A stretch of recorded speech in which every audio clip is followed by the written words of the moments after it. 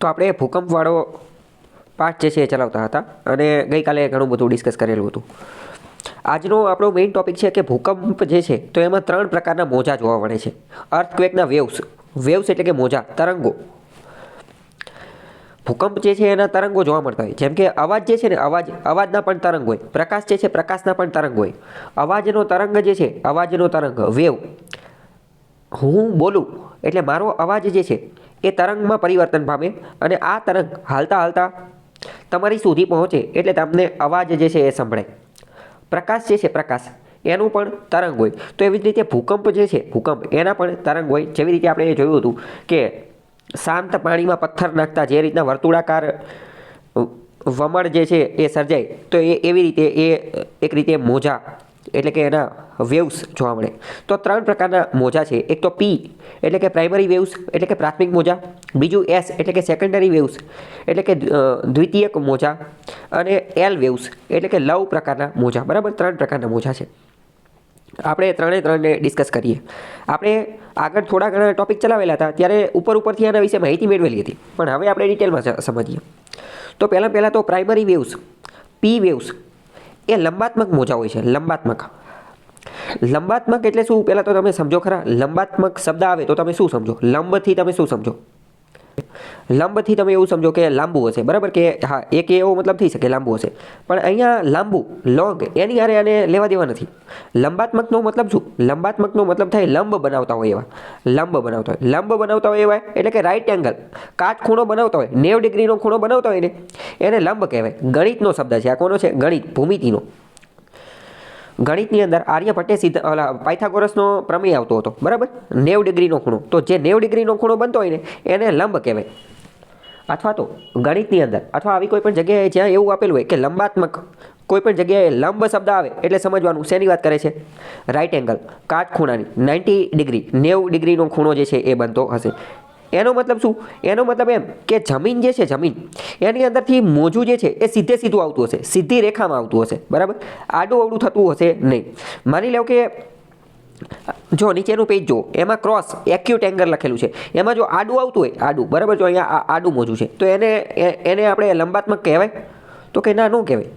એને લંબાત્મક કહેવાય નહીં. લંબાત્મક માટે શું છે? લંબાત્મક માટે કે સપાટી સાથે 90 ડિગ્રીનો ખૂણો, કાટખૂણો જે છે એ બનતો હોવો જોઈએ. એટલે સમજાણું કે મોજું ભૂકંપનું પ્રાઇમરી વેવ્સ હશે, પ્રાથમિક મોજું હશે, તો એ સીધું સપાટી સાથે લંબ રૂપે 90 ડિગ્રીનો ખૂણો બનાવતું હશે. ઓકે, હવે લંબ શબ્દ ખ્યાલ આવી ગયો.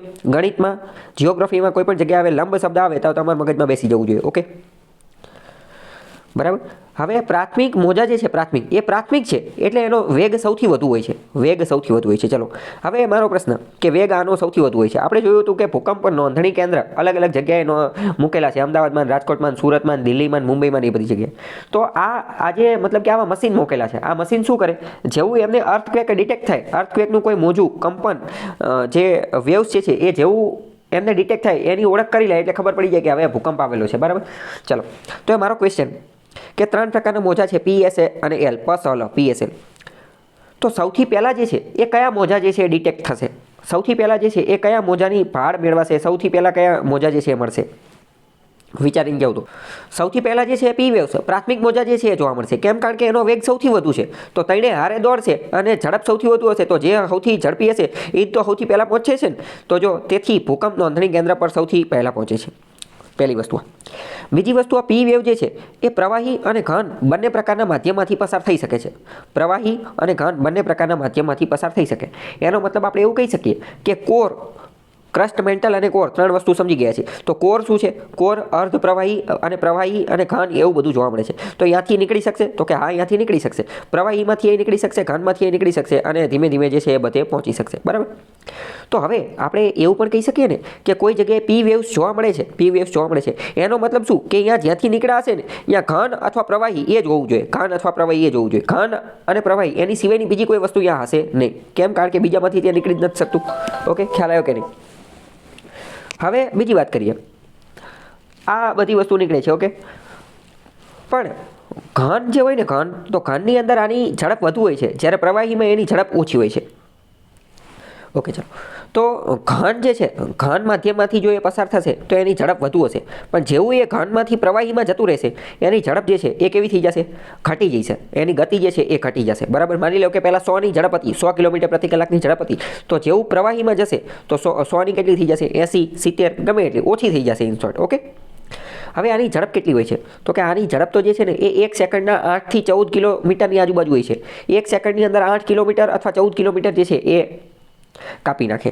બીજી વસ્તુ, પદાર્થની ઘનતા બદલાતા એના મોજા જે છે એ વક્રીભવન પામે છે. આપણે જોયું હતું ક્રસ્ટ, મેન્ટલ કોર એવી રીતે છે, ઉપરથી જેમ જેમ ઊંડાઈમાં નીચે જતા જઈએ એમ ઘનતા કેવી થતી જાય છે? ઘનતા બદલાતી જાય છે. તો ઉપરથી નીચે જઈએ તો ઘનતા કેવી થતી જાય છે? વધતી જાય છે. ઘનતા વધતી જાય છે એટલે કે બદલાતી જાય છે. તો આ જે ઘનતા જે છે, જેમ જેમ ઘનતા બદલાતી જાય તો આ બધા મોજા જે છે ને એ વક્રીભવન પામતા રહે છે. વક્રીભવન પામવું એનો મતલબ શું? એનો મતલબ એમ કે જે એની અંદર જે છે એ એની દિશા બદલાઈ જવી. નાનપણમાં 5મા 6ઠ્ઠા ધોરણની અંદર એક પ્રયોગ આવતો હતો. એક કાચનો પ્યાલો હોય, એની અંદર પેન્સિલ મૂકતા હોય, બરાબર. કાચના પ્યાલાની અંદર પાણી ભરેલું હોય ને એની અંદર પેન્સિલ મૂકતા હોય, તો પેન્સિલ આપણને તૂટેલી દેખાય છે. તો શા માટે? વક્રીભવનના કારણે. તો એવી જ રીતે આ મોજા જે છે એની દિશા પણ થોડી ઘણી બદલાઈ જતી હોય છે. એટલે માની લો કે કોઈ પણ દિશા બદલાય એ જ સિદ્ધાંતને વક્રીભવનનો સિદ્ધાંત કહે છે. ઓકે, તો પી વેવ્સની અંદર આપણે મુખ્યત્વે જોઈએ તો શું કે ભાઈ પી એટલે કે પ્રાઇમરી વેવ્સ સૌથી વધુ વેગ ધરાવે છે, સૌથી વધુ ઝડપ ધરાવે છે એટલે નોંધણી કેન્દ્ર ઉપર સૌથી પહેલાં પહોંચે છે. લંબાત્મક હોય છે એટલે કે 90 ડિગ્રીનો ખૂણો બનાવતો હશે, કાટખૂણો બનાવતા હશે. પ્રવાહી અને ઘન બંનેની અંદરથી પસાર થઈ શકે છે. ઘનમાં એની ઝડપ વધુ હોય, પણ જેવા ઘનમાંથી પ્રવાહીમાં જાય તો એની ગતિ જે છે, ઝડપ જે છે એ ઘટી જાય. ઝડપ કેટલી હોય? તો કે 8થી 14 કિલોમીટર પ્રતિ સેકન્ડની આજુબાજુની એની ઝડપ હોય છે. અને અલગ અલગ ઘનતાની અંદર એનું વક્રીભવન જે છે એ જોવા મળે છે. તો પી વેવ્સ વિશે આટલી માહિતી આપણને હોવી જોઈએ. ઓકે, ખ્યાલ આવ્યો? હવે વાત કરીએ દ્વિતીયક મોજા, સેકન્ડરી વેવ્સ, એસ વેવ્સ. તો એસ વેવ્સ જે છે, એસ વેવ્સ એ મોજા જે છે એનો વેગ પી કરતાં ઓછો છે. આમે તમે વિચારો, બધાય મોજાનો વેગ જે છે એ પી કરતાં તો ઓછો જ હશે. કેમ? કારણ કે પીનો વેગ જ સૌથી વધુ છે. પીનો વેગ એટલે બીજા બધાનો આની કરતાં ઓછો જશે. તો પ્રાથમિક મોજા કરતાં આનો વેગ ઓછો હોય છે. અને તેઓ માત્ર ઘન માધ્યમમાંથી જ પસાર થઈ શકે છે. હવે માની લો કે કોઈ જગ્યાએ આ મોજા ડિટેક્ટ થયા છે, તો આપણે એવું કહી શકીએ કે એ જે જગ્યાએથી આવેલા છે એણે જેટલું અંતર ટ્રાવેલ કરેલું છે, એ જેટલી જગ્યાએમાંથી પસાર થયેલા છે એ બધી જગ્યા જે છે એ ફરજિયાત ઘન જ હશે. સાચી વાત કે ખોટી વાત? સાચી વાત. કેમ? કારણ કે જો પ્રવાહી હશે તો એ મોજા બ્લોક થઈ જશે. પ્રવાહીમાં તો આ હાલી શકતા નથી, પ્રવાહીની અંદર તો એ બ્લોક થઈ જશે. એક રીતે એવું કહી શકાય કે આને તરતા આવડતું નથી. આ એવા મોજા છે કે જે તરી નથી શકતા, કારણ કે પ્રવાહીની અંદર તો પ્રવાહી એટલે શું? તો કે આ આપણે માની લો કે દરિયો પાર કરવો હોય તો તરીને જ જવું પડે, નદી પાર કરવું હોય તો તરીને જવું પડે. તો એવી યાદ રાખી શકાય કે એસ મોજા એવા છે કે જે તરી શકતા નથી, ઘનમાં જ હાલી શકે. ઘનમાં હાલવાનું હોય, હાલી જવાનું હોય જમીન ઉપર તો જઈ શકે, બાકી તરવાનું આવે તો ન ચાલે, પ્રવાહીમાં ચાલે નહીં. ઓકે, હવે વાત કરીએ કે આ જે દ્વિતીયક મોજા જે છે એ પ્રકાશના મોજાને મળતા આવે છે. ચલો, હવે મારો બીજો પ્રશ્ન કે આ પ્રવાહીમાં ઘનમાં જે છે ઘનમાં જ ચાલી શકે છે, પ્રવાહીમાં ચાલી શકતા નથી. તો આ મોજા જે છે એ સમુદ્રની અંદર જોવા મળશે કે નહીં જોવા મળે? સમુદ્રની અંદર આ મોજા જોવા મળે કે ન મળે?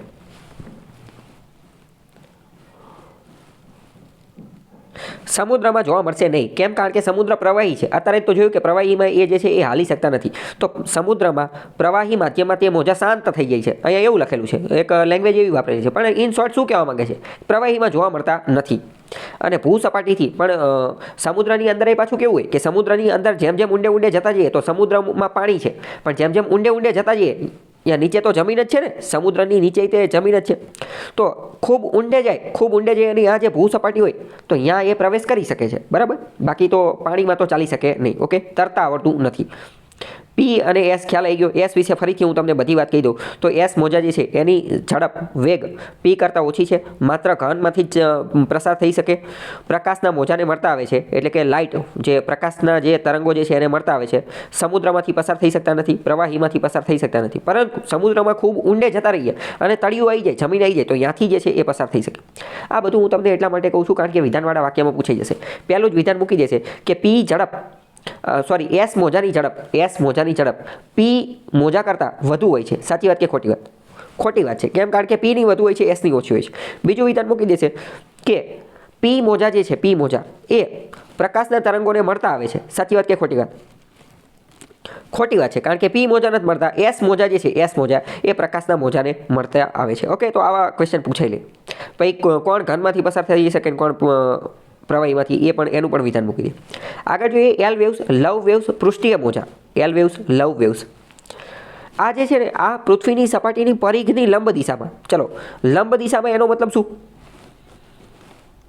લંબ દિશામાં એટલે કે કાટખૂણે, રાઈટ એંગલ, 90 ડિગ્રીનો ખૂણો બનાવતો હોય એ દિશામાં આવે છે, એટલે કે સીધા જ આવતા હશે, સપાટી સાથે 90 ડિગ્રીનો ખૂણો બનાવતા હશે. પરિઘ એટલે શું? તો એક ગણિતનો કોન્સેપ્ટ છે, એ ગણિતનું તમને થોડું ઘણું ખ્યાલ હોવો જોઈએ, બરાબર. પરિઘ વર્તુળની અંદર આવતો હોય તો પરિઘ એટલે શું ખ્યાલ છે તમને પહેલાં તો? અથવા પરિઘનું સૂત્ર ખ્યાલ છે ખરા તમને? 2πr. 2πr જે છે એ પરિઘનું સૂત્ર છે, બરાબર. આ તમને ખ્યાલ હોવો જોઈએ, 2πr એ પરિઘનું સૂત્ર છે. અને પરિઘ હકીકતમાં છે શું? તો પરિઘ જે છે ને એ હકીકતમાં વર્તુળની પરિમિતિ છે. વર્તુળની પરિમિતિને વર્તુળનો પરિઘ કહે છે. ગણિતનું હું તમને થોડું ઘણું કહી દઉં. આનો મતલબ એવું કહી શકાય કે માની લો કે એક ગોળ વર્તુળ છે. ગોળ અને વર્તુળ જો કે બે એક જ થાય, બરાબર. એટલે કે એક વર્તુળ છે. હવે આપણે આને માપવું છે. આપણે આને માપવું હોય તો કઈ રીતે માપી શકાય? તો એને માપવા માટેનો એક રસ્તો છે કે એક દોરી જે છે ને એને દોરી લગાવી દો, અને દોરી જે છે દોરી ગોળ આંટો મારી લો, અને પછી દોરીની લંબાઈ જે છે એ લઈ લો. હા, દોરી જ્યાં પૂરી થાય પછી દોરીનું માપ લઈ લો. એક રસ્તો એ છે. અને બીજો રસ્તો એ છે કે આ વર્તુળ જે છે તો એને કોઈ એક જગ્યાએથી કાપી નાખો, અને કાપીને એમાંથી સીધો સળિયો બનાવી નાખો, સીધો વાયર, સીધો તાર બનાવી નાખો, અને પછી એની જે છે લંબાઈ માપી લો. અને એ જે લંબાઈ માપો એને જ તો પરિઘ કહેવાય, એને જ તો પરિમિતિ કહેવાય, બરાબર. એટલે પહેલાં આવું કરતા હતા. પહેલાં માની લો કે વર્તુળ છે, કોઈ ગોળાકાર છે, એને માપવું હોય તો આવી રીતે કાપીને કે દોરીનો કે એનો ઉપયોગ કરવો પડતો હતો. પરંતુ પછી પરિઘ ગોતવાનું સૂત્ર મળી ગયું કે હવે એવું કંઈ કરવાની જરૂર નથી, ખાલી 2πr મૂકી દેજો, જવાબ આવી જશે. ખ્યાલ આવ્યો કે નહીં? ઓકે, તો પરિઘનું સૂત્રની જે શોધ થઈ એ કેટલી મહત્ત્વની છે એ પણ ખ્યાલ આવ્યો કે પહેલાં જે મહેનત પડતી હતી હવે મહેનત પડતી નથી. ઓકે, ચલો. તો કે પરિઘની લંબ દિશામાં એલ મોજા જોવા મળે છે. શાંત સરોવરમાં પથ્થર નાખવાથી જેવા મોજા ઉત્પન્ન થાય છે તેવા આ પ્રકારના મોજા છે. આની ગતિ જે છે એ 1 સેકન્ડના 3 કિલોમીટર હોય છે, એટલે કે 3 કિલોમીટર પ્રતિ સેકન્ડની ઝડપ હોય છે. 3 કિલોમીટર પ્રતિ સેકન્ડની ઝડપ હોય છે, બરાબર. ચલો, શું આ એલ મોજા જે છે એ પી કરતાં વધારે ઝડપી હશે કે ઓછા ઝડપી હશે? પી કરતાં તો વધારે ઝડપી હશે જ નહીં, કારણ કે સૌથી વધુ ઝડપ જ પીની છે, એટલે એ વિધાન પણ ખોટું પડી જશે. એ પી કરતાં ઓછા ઝડપી હશે. હવે વાત કરીએ કે આ લવ વેવ્સ, લવ મોજા જે છે સૌથી વધુ વિનાશ જો કોઈ સર્જતું હોય ને, સૌથી વધુ વિનાશ, સૌથી વધુ ભયાનક જે વિનાશ સર્જતું હોય તો એ પી મોજા છે. સૌથી વધુ વિનાશકારી કોણ છે? તો કે પી મોજા. પ્રશ્ન પૂછાઈ જશે, સૌથી પહેલા કયા મોજા પહોંચે છે? તો કે પી મોજા. સૌથી વધુ વિનાશ કયા સર્જે છે? તો કે એલ મોજા, બરાબર. પ્રકાશ જેવા મોજા કયા છે? તો કે એસ મોજા. ઓકે, સૌથી વધુ તબાહી મચાવે છે જ્યારે સમુદ્રમાં આ મોજા પહોંચી જાય. જો આ મોજા સમુદ્રમાં પહોંચે છે એનો મતલબ શું? એનો મતલબ એમ કે એ તો પ્રવાહીમાંથી પણ પસાર થઈ શકે છે. એસ કેવા હતા? એસ એવા હતા કે એને તરતા આવડતું નથી, એટલે કે એ પ્રવાહીમાંથી પસાર થઈ શકતા નથી. જો કીવર્ડમાં તમે એવું પણ યાદ રાખી શકો, એસ ઉપરથી એવું યાદ રાખો, સ્વિમિંગ. એસ ઉપરથી સ્વિમિંગ એટલે કે તરવું. તો કે એસ મોજા એવા છે કે જેને સ્વિમિંગ આવડતું નથી, તરતા આવડતું નથી. કીવર્ડ ટ્રિકના આધારે, બરાબર. ચલો, તો જ્યારે આ એલ મોજા જે છે એ સમુદ્રની અંદર પહોંચી જાય તો સમુદ્રમાં વિશાળકાય અને વિનાશક મોજા લાવે છે, બહુ ઊંચા મોજા લાવે છે, અને એને સુનામી કહેવામાં આવે છે. અને આ જે સુનામી જે છે એ કોરમાંથી આ મોજા જે છે એટલે કે એલ વેવ્સ એ કોરમાંથી પસાર થઈ શકતા નથી, અથવા તો કોરમાંથી આવતા નથી. એટલે કે પૃથ્વીની આંતરિક રચના જાણવામાં ઉપયોગી થતા નથી. આપણે પૃથ્વીની આંતરિક રચના જાણવામાં તો કયા મદદ થઈ શકે? જે કોરમાંથી આવતા હોય એ જ મદદ થઈ શકે ને, બીજા તો મદદ કરી શકતા નથી. તો આ મોજા કોરમાંથી નથી આવતા. ખ્યાલ આવ્યો કે નહીં? ઓકે, તો અહીંયા ત્રણે પી, એસ અને એલ ત્રણેય મોજા જે છે એ પૂરા થાય છે. ત્રણેય વિશે કંઈ ડાઉટ હોય તો પૂછી લો.